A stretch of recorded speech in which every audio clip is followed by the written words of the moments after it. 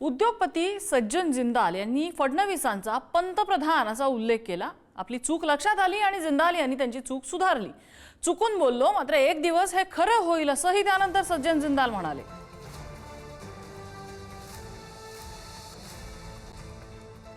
तो मैं आज आपका यहाँ बहुत समय नहीं लूंगा, क्योंकि हम सब यहाँ प्रधानमंत्री जी को सुनने के लिए, मुख्यमंत्री जी को सुनने के लिए यहाँ आए हैं। और ये भी मुंह से गलत निकला, लेकिन देखिए एक दिन ये भी सच होगा कि हमारे मुख्यमंत्री जी, ऐसा होता है हमारे हिंदू उसमें बोला हुआ है कि मुंह से कोई बात निकलती है तो वो पता नहीं सरस्वती अपनी जबान पे बैठी है या क्या है, तो ऐसा भी होता है।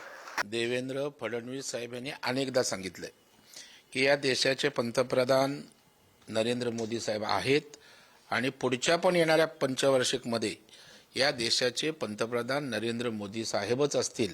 अशा प्रकारचा जर स्वतःहून माननीय देवेंद्र फडणवीस साहेबांनी वक्तव्य केलं असेल तर मला वाटतं त्या अनुषंगाने परत उलटसुलट चर्चा करण्यात काही अर्थ नाही।